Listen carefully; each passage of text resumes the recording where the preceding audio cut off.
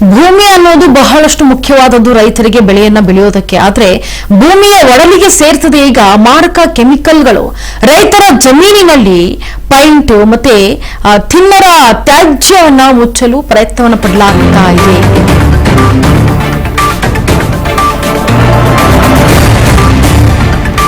ರೈತರ ಜಮೀನಿನಲ್ಲಿ ಪೈಂಟ್ ಮತ್ತೆ ಥಿನ್ನರ್ ತ್ಯಾಜ್ಯವನ್ನ ಮುಚ್ಚಲು ಯತ್ನ. ಬ್ಯಾರೆಲ್ಗಳೆಲ್ಲ ಕೂಡ ಪೈಂಟ್ ಮತ್ತೆ ಥಿನ್ನರ್ ತ್ಯಾಜ್ಯವನ್ನು ತಂದು ಜಮೀನಿನಲ್ಲಿ ಮುಚ್ಚಲಾಗ್ತಾ ಇದೆ ಅಂತ ಹೇಳಲಾಗ್ತಾ ಇದೆ. ಇನ್ನು ಕಾರ್ಖಾನೆ ತ್ಯಾಜ್ಯದ ಕೆಮಿಕಲ್ ಅಂತರ್ಜಲಕ್ಕೂ ಕೂಡ ಇದು ಮಾರಕ. ನೆಲಮಂಗಲ ನಗರಸಭೆ ವ್ಯಾಪ್ತಿಯಲ್ಲಿ ನಡೀತಾ ಇದೆ ಈ ಕರಾಳ ದಂಧೆ. ನಿರ್ಜನ ಪ್ರದೇಶದ ಜಮೀನಿನಲ್ಲಿ ನಡೀತಾ ಇದೆ ಅಕ್ರಮ ದಂಧೆಗಳು. ಗಮನಿಸ್ತಾ ಇದ್ರೆ ದೃಶ್ಯಾವಳಿಗಳಲ್ಲಿ ಇಂತಹ ಒಂದು ನೆಲಮಂಗಲ ನಗರಸಭೆ ವ್ಯಾಪ್ತಿಯಲ್ಲೇ ನಡೀತಾ ಇರುವಂತಹ ಈ ಒಂದು ಕರಾಳ ದಂಧೆ. ಕಾರ್ಖಾನೆ ತ್ಯಾಜ್ಯದ ಕೆಮಿಕಲ್ ತಗೊಂಡ್ಬಂದು ನಿರ್ಜನ ಪ್ರದೇಶದಲ್ಲಿ ಹಾಕ್ತಾರೆ. ಅಂತರ್ಜಲಕ್ಕೆ ಬಿಟ್ಟು ಕಲುಷಿತ ಮಾಡ್ತಾ ಇರೋದು ಮತ್ತೊಂದು ಕಡೆ.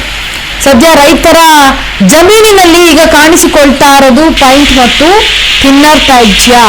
ಅದನ್ನ ಮುಚ್ಚೋದಕ್ಕೆ ಅಂತಾನೆ ಈ ರೀತಿಯಾದಂತಹ ವ್ಯವಸ್ಥೆಯನ್ನ ಅಲ್ಲಿ ಮಾಡಿಕೊಳ್ಳಲಾಗಿದೆ ನಿರ್ಜನ ಪ್ರದೇಶದಲ್ಲಿ ಅನ್ನೋದು ಗಮನಿಸ್ತಾ ಇದೆ. ಯಾಕಂದ್ರೆ ಗಮನಿಸ್ತಾ ಇದ್ದೀರಾ ದೃಶ್ಯಾವಳಿಗಳಲ್ಲಿ ಆ ಒಂದು ಥಿನ್ನರ್ ತ್ಯಾಜ್ಯವನ್ನ ಅಲ್ಲಿ ಹೆಸರಿರೋದು, ಅದನ್ನ ಗುಂಡೆ ಒಳಗಡೆ ಹಾಕಿ ಮುಚ್ಚಬೇಕು ಅಂತೇಳಿ.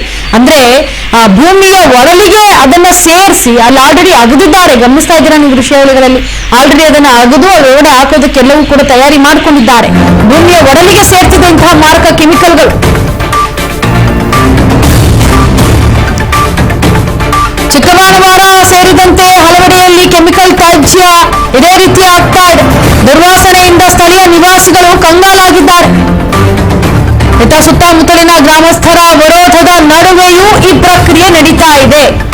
ಕೆಮಿಕಲ್ನಿಂದಾಗಿ ಕೊಳವೆ ಬಾವಿಯಲ್ಲಿ ಶುದ್ಧ ನೀರು ಬರ್ತಾ ಇಲ್ಲ.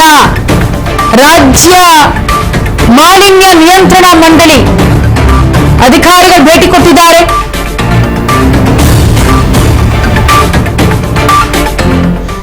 ನೋಡಿ, ನೆಲಮಂಗಲ, ದಾಸರಳ್ಳಿ ಈ ಕಡೆ ಎಲ್ಲವೂ ಕೂಡ ಸುತ್ತಮುತ್ತಲ ಗ್ರಾಮಸ್ಥರು ವಿರೋಧವನ್ನು ವ್ಯಕ್ತಪಡಿಸ್ತಾ ಇದ್ದಾರೆ.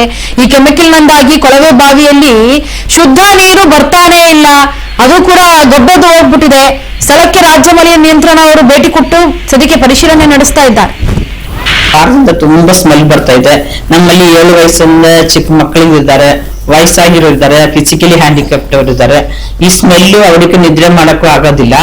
ತುಂಬಾ ಮಕ್ಕಳಿಗೂ ತುಂಬಾ ಒಂಥರ ವಾಂತಿ ಬರಂಗೆ, ಹೆಡ್ಡೇಕು, ಈ ತರ ಮಕ್ಕಳು ತುಂಬಾ ಕಷ್ಟ ಪಡ್ತಾ ಇದ್ದಾರೆ ಮಕ್ಕಳು.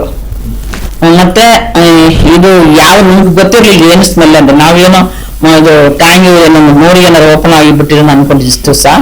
ಮತ್ತೆ ಅದು ಏನಂತ ಅರ್ಥನೇ ಇದೆ. ರಾತ್ರಿ ಟೈಮಲ್ಲಿ ತುಂಬಾ ಸ್ಮೆಲ್ ಬರುತ್ತೆ. ಊಟ ಮಾಡಕ್ಕಾಗ್ಲಿ, ಮಕ್ಳಿಗೆ ಮಲಗಕ್ಕಾಗ್ಲಿ ತುಂಬಾನೇ ಡಿಸ್ಟರ್ಬ್ ಆಗ್ತಾ ಇದೆ.